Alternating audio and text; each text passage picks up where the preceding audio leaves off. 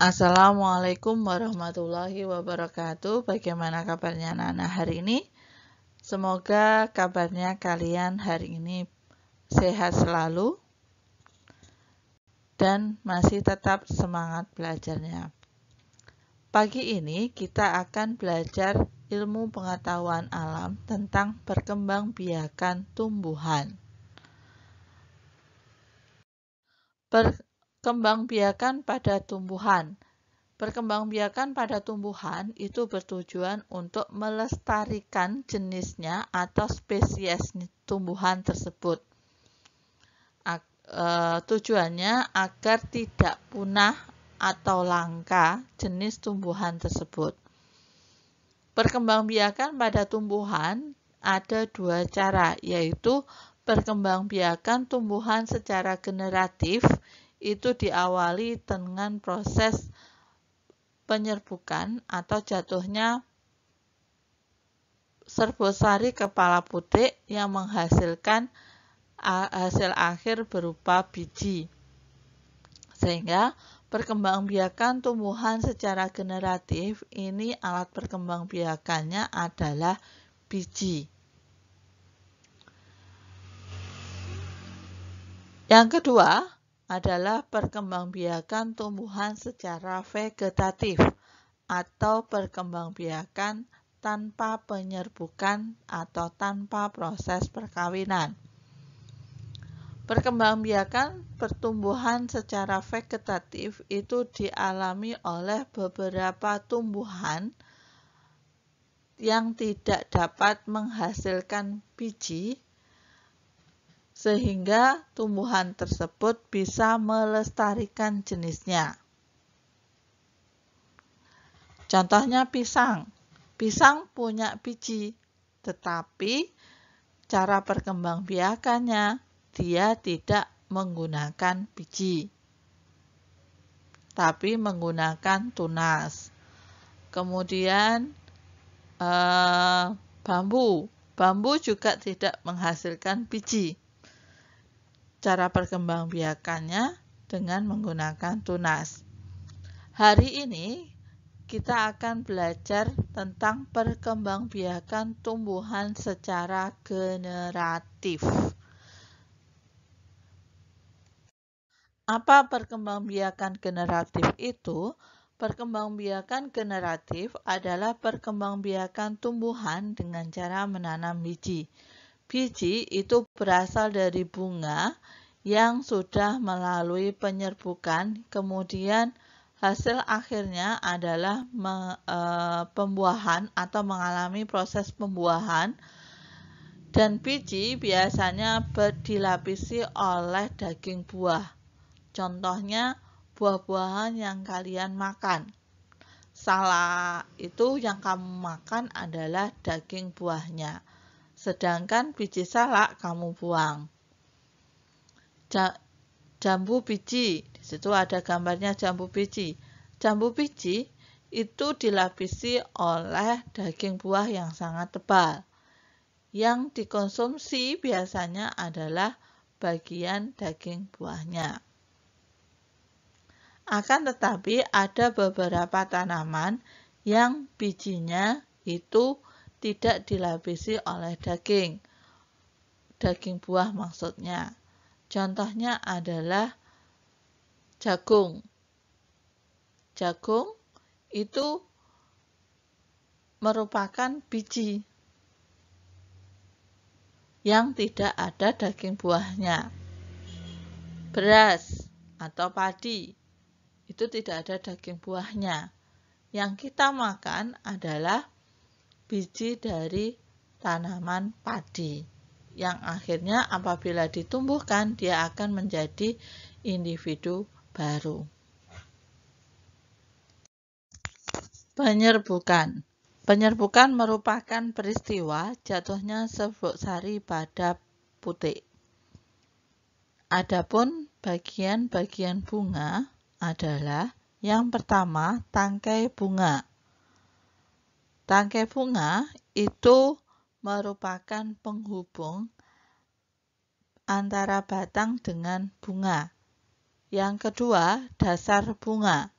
Dasar bunga merupakan ujung tangkai bunga yang membesar. Kemudian kelopak bunga. Kelopak bunga itu fungsinya melindungi mahkota bunga saat bunga masih kuncup.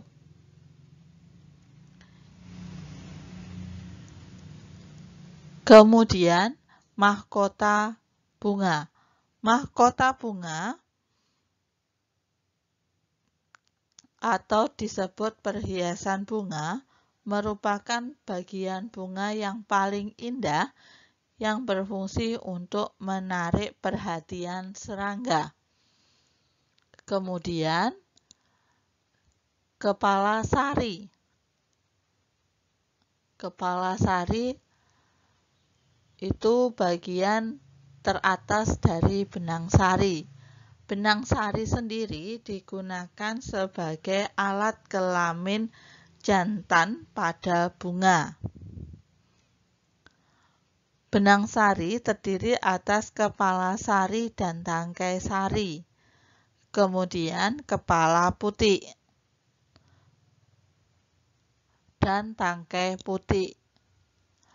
Kepala putih itu atau putih sendiri itu berfungsi sebagai alat kelamin betina. Jadi, serbuk sari yang jatuh ke kepala putih, kemudian masuk sampai putih, itu nanti terjadi proses pembuahan yang akan menghasilkan bakal biji. Bakal biji adalah bakal tanaman individu baru. Itu terletak di dalam putih. Ini adalah bagian-bagian dari bunga sempurna. Proses penyerbukan itu berdasarkan perantaranya ada dua, yaitu proses penyerbukan alami atau tanpa bantuan manusia dan proses penyerbukan buatan atau dengan bantuan manusia. Penyerbukan alami itu ada penyerbukan oleh angin, air, hewan. Itu penyerbukan alami. Sedangkan penyerbukan buatan itu penyerbukan pada tanaman tertentu yang dibantu oleh manusia. Penyerbukan pertama adalah proses penyerbukan oleh angin. Penyerbukan yang dibantu oleh angin. Jadi jatuhnya serbuk sari kepada kepala putih itu dibantu oleh angin. Ciri-ciri bunga yang penyerbukannya dibantu oleh angin. Yang pertama, serbuk sarinya banyak, kecil, dan ringan. Yang kedua, bentuk tangkai sari panjang. Yang ketiga, bentuk mahkota kecil, bahkan tidak memiliki mahkota. Yang keempat, kepala putih terentang keluar dari bunga.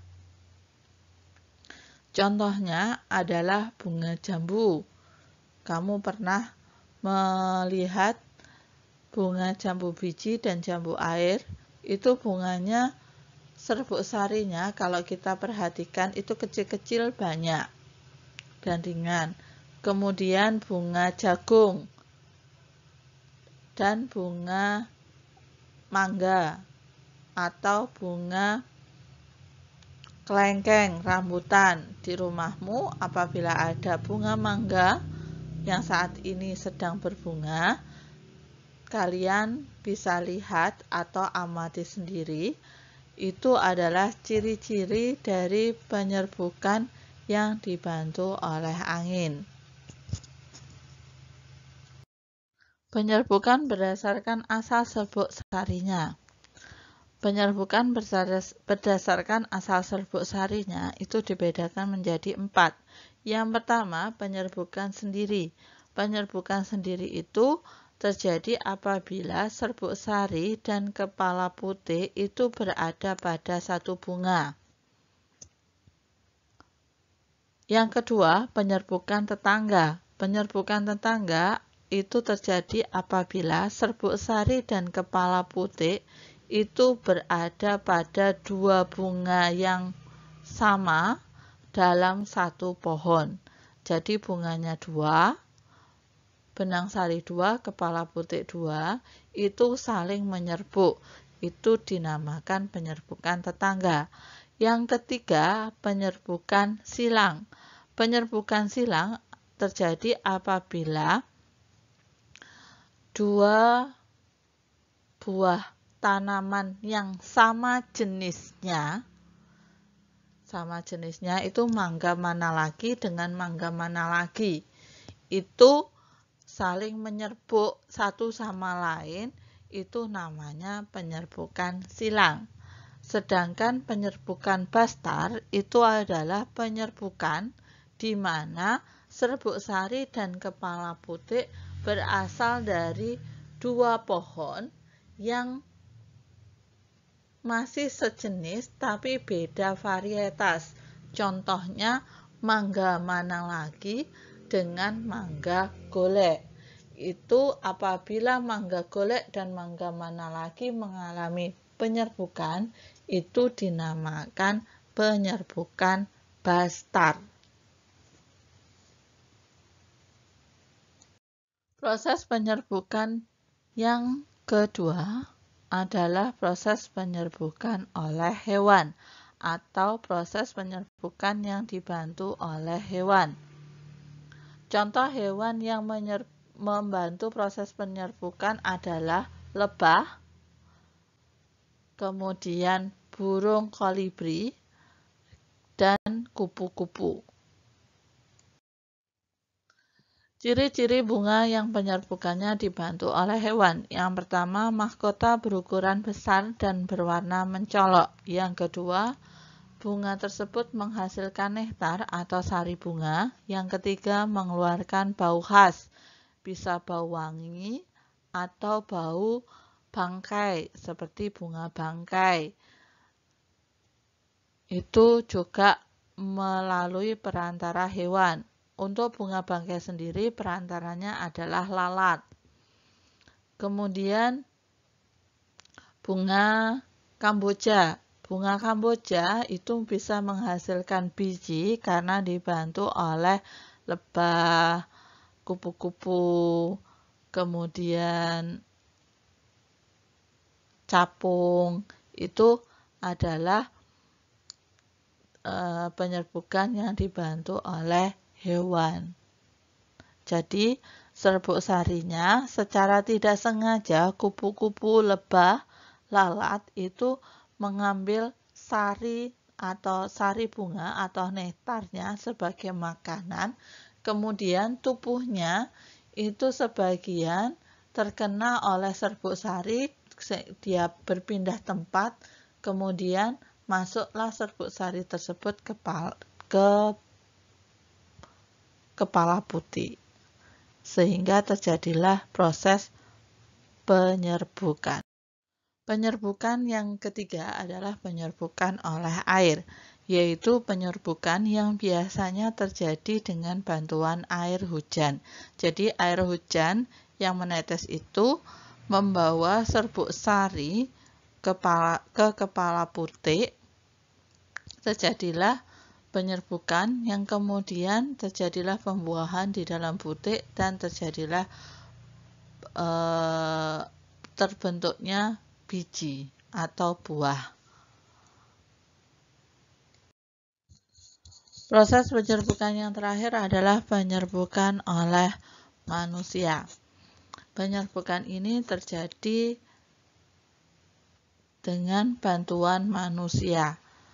Contoh tanaman yang menyerbukannya dibantu oleh manusia adalah vanili dan salak. Ciri-ciri dari penyerbukan oleh manusia ini adalah jenis tanaman ini memiliki bunga jantan pada pohon jantan dan bunga betina pada pohon betina, sehingga dia berumah dua.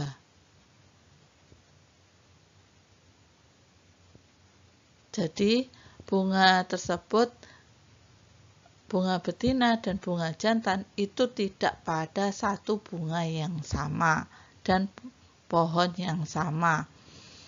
Itu adalah proses penyerbukan oleh manusia. Seperti pada gambar, contoh pada gambar yang pojok itu adalah penyerbukan pohon salak dan penyerbukan vanili. Demikianlah proses perkembangbiakan generatif alami pada tumbuhan. Untuk perkembangbiakan generatif buatan oleh manusia itu akan kita bahas pada materi IPA selanjutnya. Atas perhatiannya, wassalamualaikum warahmatullahi wabarakatuh.